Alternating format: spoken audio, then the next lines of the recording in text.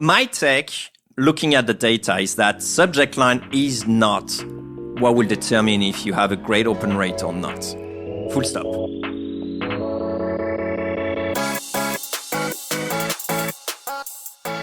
Hey, what's up, everyone? This is Jeremy, founder of QuickMail.io. Hey, and this is Jack from emailsthatsell.com. Hey, Jack, just before we start, I've been doing some thinking lately. You know, our podcast won't be legit until we have a sponsor, right? Okay, but haven't we been turning down sponsors? I know, but it's hard to recommend something you and I don't use often, and we're already promoting the crap out of our services. Fair point, but what about the course we just released? Wouldn't you recommend that to our listeners? Yeah, for sure I would. All right, so how would we start? Well, for starters, I wouldn't mention that it took us over a year and 3 trips to Japan and Switzerland to record the thing. All right, let's not do that. But at minimum, I would want to mention where they can find the course. Like, let's put it to, I don't know, course.quickmail.io. Would that work for you?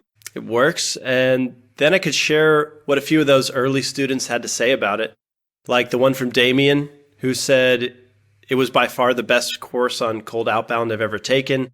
Or what did Chris say? The week on sales research and targeting prospects blew my mind. Yeah, we definitely want that in there. Yeah, I like it. It's kind of too easy. You know, people always say nice things when they get results. And at some point, we're going to have to come up with some hard sell copywriting materials of our own. And you know, I'm not that great at that. So I don't know, what would you put on a page? Okay, how about this? Imagine that instead of getting ignored by prospects day after day, you could just follow a course that shows you how to book meetings with dream clients and automate the entire outbound process so you can focus on closing deals and scaling your company. Plus, there's that money back guarantee and the 8 modules and the bonus podcast interviews. But so far, so good? Yeah, I like it, man. But you know, I like your style. So anyway, all right, it's getting a bit late. So can we podcast now and review that later? Yeah, but at least promise me that course.quickmail.io is finally live and people can finally try out the course right now. Yeah, sure. I already put it live, and just so you know, I added that special price we discussed about for our podcast listener, and then we can leave it here until, you know, we're happy with the landing page. Sounds fair enough? Yeah, let's do it. Today, data episode. Yeah, a nerdy data episode. We dug up some stats, and we're going to talk about how these numbers, this data is going to help you be a better cold emailer. Is that more or less what we're here to do, Jeremy, today? Absolutely. In fact, one of the things is we're going to revisit some of the data episode that we've done in the past regarding open rate, subject line. Because what do we still hear? It seems like every week somebody asks me, hey, Jack, what's a good subject line to use? And I sort of can instantly tell that they either have an email marketing background or they're brand new to cold email, because we're not finding that tweaking your subject line is where you need to be spending your time. And the data says so. So that's why we're, saying this. This is a bold statement, right? Let me take a few steps back.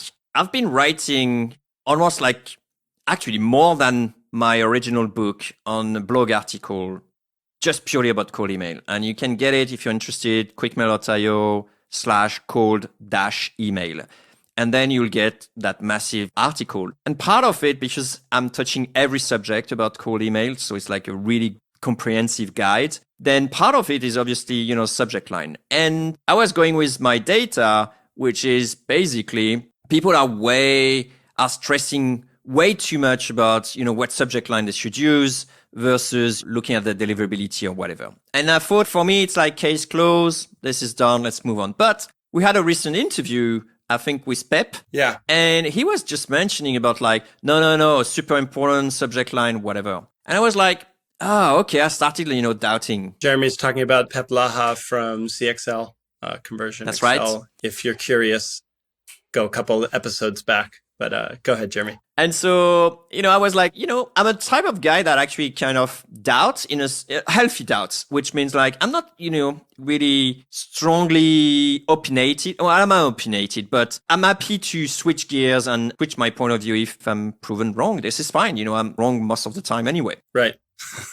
So I was like, okay, well, that annoys me a little bit. And then there's this whole fuzz about like, oh no, this is the great open lines and you should use that and that. And I was like, we need to probably revisit this, right? Yeah, because I think when we broke down subject line to open rate stats, that was probably late 2018 maybe, or... I would say so 2 years ago. I probably need to look at the episodes again, but I think that was one of the first episodes we did. Okay, so I'm sure we've got some listeners who are thinking, whatever these guys are about to say that tells me subject lines don't matter, I'm not buying it. No matter what the data says, I'm not buying it because I know that subject lines matter. What would you say to this person who's skeptical about what we're about to reveal here? I'll say, do your own tests, and then check for yourself. Make sure you send enough emails and then make sure you change the title as well and then see if that actually has a real impact. Okay, fair enough. And I remember you told me something that changed my mind about this. You said, when you're processing your mail, do you really open or do not open based on the subject line? And I think that was the argument of Pip. That he said, yes, he does. Right. Yes. But we have to consider that not everyone is working like that. And you will always have a percentage of people who do things differently. And I think to me, the idea of not opening or opening emails based on the title and then leaving some unopened, I think for me, it's not necessarily the rule. I think the rule from the data I can see is like people do open all their emails anyway. If that email is in the inbox. That's right. Right? That's right. If you're listening and you're somewhat new to cold email, that is not an easy battle to win.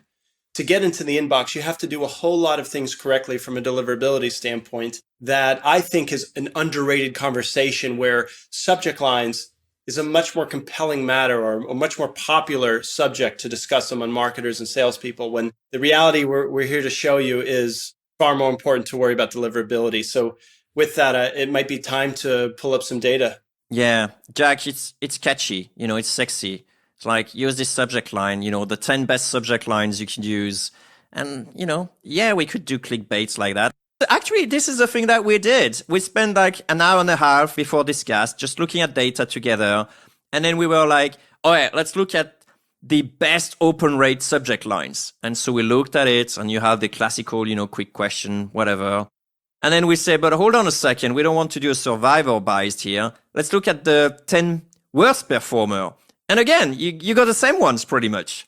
And you kind of have to wonder, right? It's like all across the board from 2% to 98% because we want to remove the outliers. You have the same subject lines just all across. Smaller case, capital, doesn't matter. They're all across the board. So put that in plain English. Just make it impossible to misunderstand what you just said. Okay, put it in plain French for the listeners. So what does that mean? Are we saying it doesn't matter at all? I mean, let's really be clear about how to act on this information. Okay. So my take, looking at the data, is that subject line is not what will determine if you have a great open rate or not. Full stop. There are other factors that are way more powerful. Otherwise, you will find, quick question or whatever is the most powerful subject line of the moment being always at the top. Maybe like 20% difference, a few deviation, but not like across the board, right? Right. There must be other factors than just the subject line, and they are. And here's how I work with this information. I completely agree with you. There's bigger battles out there to fight besides optimizing a subject line. But for me, there's a couple of guidelines that a subject line needs to follow. And as long as my subject line is within those guidelines, I don't worry about it anymore. Now, we can talk about those guidelines. Okay, let's look at best practice. Yeah, so in a sense. So again, these guidelines or best practices coming from what do I want to see when I'm processing my emails? I mean, is there anything obvious that would turn me off? Yes, I suppose if an email said, click here for 30% cheaper sunglasses, you can bet I'm not going to open that, right? But I'm assuming our listeners are at a higher playing field than that. So what I'm really talking about is... Oh, Jack, may I interrupt you? Yeah. I actually will open it just to go ahead and then flag it as spam. So even a spam, I'm actually opening it. So the spam will get an open tracking from me, but... Interesting. It will get flagged as spam. Yeah, good point. Very good point, because look, what's spam? At the end of the day, it's unwanted mail. If you're trying to sell me sunglasses in my inbox, yeah, that's clear case of spam, and fill in the blank for sunglasses in whatever industry you're in. There's people currently practicing spam. And so one of my guidelines, Jeremy, is make sure my subject line doesn't look like I'm about to spam somebody. It's easy to do that, right? Ignore all caps. Obviously, don't put a pitch in the subject line unless it's, I don't know, coffee maybe or something. Like, you can pitch a meeting, I suppose, but do not sell something in the subject line. What else? What are we missing if we don't want to sound spammy here? I personally, and that may be my engineering background, but I like it to be a contract. So, if I say, like you mentioned, like coffee maybe, then I'm not going to, try as a CTA to get your credit card or whatever, or get you on a webinar, on a Zoom call. It has to be, something about relationship and not getting together on a 101, for example. It is that essence. But other than that, I would prefer to have it short. We didn't check for this episode, shorter gets you more open rates. No, I think we did. I think we determined that if we isolate open rates by character count in subject line, we're going to get a whole mixed bag of results that are frankly unreliable. They would make a great clickbait post. You'd get a lot of traffic there, but it's BS, right? That's true, but we didn't revisit this one specifically in the data. So we still keep a healthy dose of doubt on this one. But I'm pretty convinced. But again, we'll need to double check the data. But yeah, I'm on your side on this one. And I'll mention one more point when I'm considering my subject line guidelines. It should sound like I wrote that message to a colleague, a friend, someone I've known for years.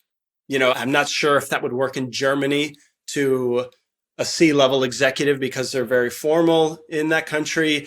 But for American campaigns, absolutely, I keep it very short, a bit casual, and made out as if I'm writing to a colleague. I'm a big fan also of very few words. How many words? Well, maybe up to 3 and a question mark. I kind of like question mark stuff because it's kind of, opening my curiosity about something. Okay, that's good advice. So I think we have some of a framework going on now for subject lines, but I'd like to just make it really clear. We analyzed the subject line, wait for it, you've never heard it before, called Quick Question. Quick Question was a subject line we took a look at. And there was, I think, some interesting findings. I'd love for you to sort of tell us what happened when we searched for that subject line. Oh, you're throwing me under the bus. I'm not quite sure where you want to lead with this. Oh, no. What happened? They were across the board. Yeah. Which means some people that use Quick Question as a subject line get 96% opens after sending to 250 people. Some people that use the subject line Quick Question get 0.02% open rate after sending to 331 people. What does that tell you? Not much, right? Right. It tells me that there's something else going on beyond the subject line that you choose. And as long as you're working in a best practice frame of mind, you're honoring the contract that your subject line presents, you're not making it sound like a marketer, you're not sounding spammy, I think there's bigger fish to fry in terms of lifting your results. I agree. And in fact, if there is one key to take away from this episode is don't listen to people with very long nose. Those Pinocchio kind of people whenever they tell lies. I mean, a lot of marketers will have like such, long nose.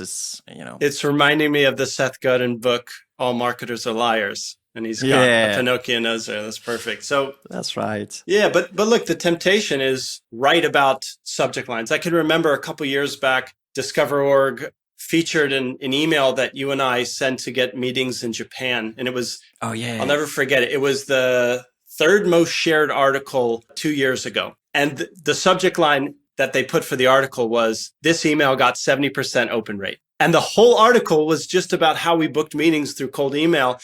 But again, what did they lead with? It was, this subject line got 70% open rates, when the reality is we could have said a number of subject lines and gotten maybe a better open rate, or probably the same damn thing. That's right. Or worse one, because honestly, you could use, the same subject line and get like a really bad results.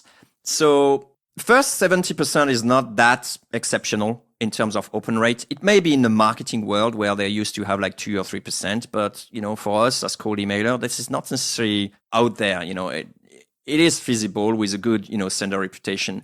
The second thing is that I think people are drawn to that quick hack. Honestly, if I can just get my subject line 3 words, whatever, like quick question, ? And I get like 90% open rate, hooray! It's like awesome. It's like, yeah, they're the smartest person on their team if they can hack together a subject line that doubles their opens. Sadly, that'll never happen. That's a good point. I guess if you had an entire team, each team member dedicated to, separate point or part of, cold emailing, I would probably not assign so much resources to the subject line, honestly, and move on to something else. And maybe actually take this person and put them into, and put this person into deliverability, making sure that my email actually go through. Yeah. Yeah, it's true. I actually just spoke with somebody who decided to bring on a deliverability expert full time to their team because they're doing a lot of outbound. Sadly, they found a G Suite expert on deliverability when I think now everybody's seeing better results with Outlook. That's right. It's a crucial element to selling more with cold email, to be sure. There was one other interesting finding we had. We have to share that. Yeah. So the other thing that we found out, or at least we had like, a hypothesis. We say, okay, fair enough. Rubbish open rate leads to rubbish reply rates. Is there a correlation or not? And funny enough, what we found is that a rubbish open rate do lead to a rubbish reply rate. So the worse your open rate, the worse your reply rate. And that is a straight correlation. I mean, it's crystal clear. But the opposite is not necessarily true. You can have a high open rate, unfortunately, a very disappointing reply rate. But at least you got a greater chance of having a better reply rate if your open rate is high enough. So in other words, if you start off with a poor open rate, something like below 25%, for example, you're really shooting yourself in the foot when it comes to your chances of getting results out of that campaign, right? And that may sound obvious, but to me, that is just yet another point that says deliverability is king if you want to succeed with cold email.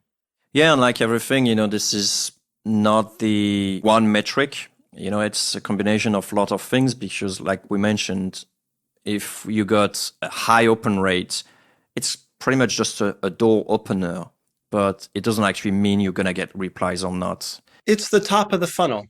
That's all. That's right. And obviously you want more prospects to enter the top, but right. Yeah, and just to be clear, the data we're giving you guys are based on the last 1 million emails that's been sent using open tracking. Yeah, so next time you read a blog post that tells you try these subject lines for a certain open rate, I want you to be very wary and actually look to see where they're getting these numbers. My guess is they had an interview or they pulled out a poll and said, what subject lines are getting good open rates for you guys? They sent that to some cold email practitioners, posted their results.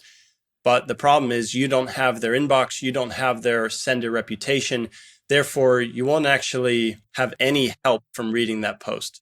Yeah, plus usually if you look, they're always very shy to explain, how many actual emails they've been sending.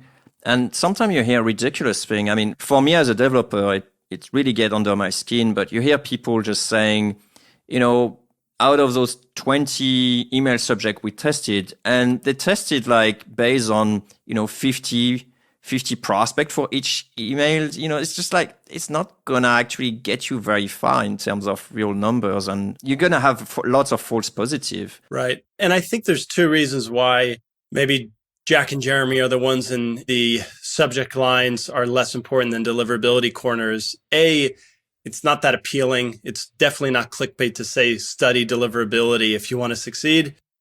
And B, it's very difficult to get this data. I mean, fortunately, you're listening to a podcast co-hosted by Jeremy, who happens to be sitting on millions of cold email data, that he is able to crunch some numbers and put together some meaningful results. But short of, I don't know, the largest cold email team or someone who has a tool like QuickMail, I mean, you're not able to find this data anywhere else. So take it to heart and look, be a skeptic, test it out for yourself and see what happens.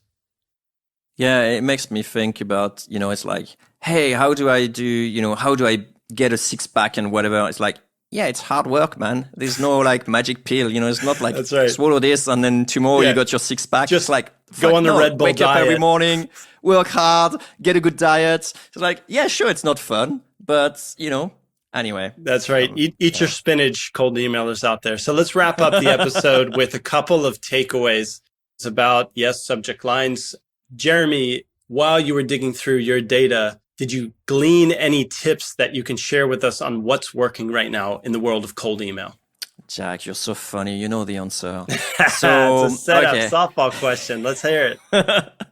All right. So Jack and I have been looking at basically what works. And we find out that right now, and for a few months, or I must say like maybe from a bit more than 6 months, there are two type of campaigns or industries, you're going to correct me, Jack, that are doing super well. The first one is recruiting, talking to candidates. Not talking to clients, it's more difficult talking to clients and get, companies to reply. Often not so much, but the type of replies is harder. Like you get things from the secretary or from, the sort of gatekeeper, so you get replies, but they're not that great. And the second one is people trying to buy other businesses, so like type of PE firm and so on. And then you had an interesting remark on this, Jack. Can you let the listener know? Yes. Look at these two campaigns that are among, the top 3 in replies for this month as we record. They are offering a job or offering to buy a business, essentially. So what do they have in common? They're offering one hell of an opportunity in the terms of a better job, in the terms of a massive payday for an entrepreneur. If you have, and this is my takeaway, a major opportunity that is time sensitive. And major opportunity meaning a couple times in a lifetime, land a great new career and sell your business. Yeah, it's going to be really easy to get that reply. So you're listening, maybe you're in your car or you're stuck at home because it's COVID still, hopefully not. But you're probably thinking, okay, that's great for recruiters and people buying businesses, but here I am selling software. Here I am selling consulting. Here I am selling fill in the blank. Your job is to tie that into some sort of an opportunity for your list so that you can get them excited about replying. Think about what you're selling in terms of writing that as if it's the opportunity that they've been needing, and obviously use your copywriting skills. Don't come across as a scammy salesman, but yeah, if you can dress up your offer as an opportunity similar to buying a business, you're going to find yourself in the top 1% of cold emailers. Yeah, and both of those campaign types always have the reader in mind. They are actually presenting something for someone else, not for themselves, right? Like, this is funny actually. Let's flip the script. What it will be as a typical cold email, like rookie starter mistake. Yeah. For, the private equity, it'll be like, hey, let's make some cash together. Do you want to sell your company? It's just like, it's a different thing than... Or even worse, it would be like, hi, my name is Joe. I started a company back in 2011 buying companies like yours. I'm in That's City. Right. I'm emailing you today so that, yeah. So basically, it's written for the writer as opposed to the reader. Well, the offer is obvious to the recipient. And I think that's what makes it powerful. Yeah. I think to me, it's the offer at the end of the day. This is just an opportunity that's harder to let go. And I think there's a lot to learn, though, no matter what you're pitching in your cold emails, like this work. And by the way, when we say these campaigns are working, what kind of reply rates are they seeing? More than 35%. Cool. So guys, cold email. 30 and 40%. 30 and 40% reply rate is your new benchmark.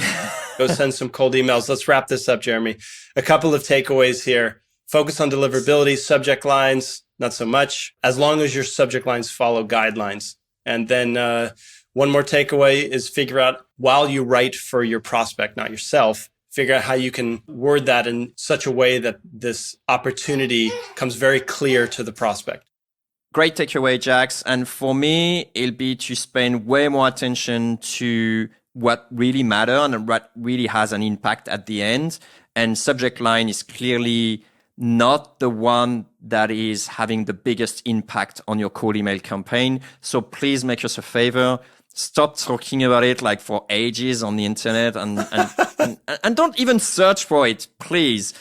And I want to finish the call with one quick favor is if there is any piece of data that you want to me or Jack to look at, like, for example, like, hey, is there a correlation between, using the word banana in your email and a good reply rate, whatever, then, send us something, podcast@quickmail.io. We're going to do more data episodes where we're going to revisit some of the things, what works this month and so on. And I'll be happy to hear from you. Heck yeah. So get in your data questions. Jeremy can do some magical number crunching at his keyboard there so that we can all become smarter cold emailers. Jeremy, great cast. Great cast, Jack. Thanks. Hey, cold emailer. Yeah, you. If you got some value from this episode, give us a high five by sharing a 2-sentence review on iTunes. Or Stitcher, or TuneIn. That works too. It's a quick way to help other growth-minded folks like us find this podcast so they can send awesome emails and make everyone's inbox a better place. Thanks.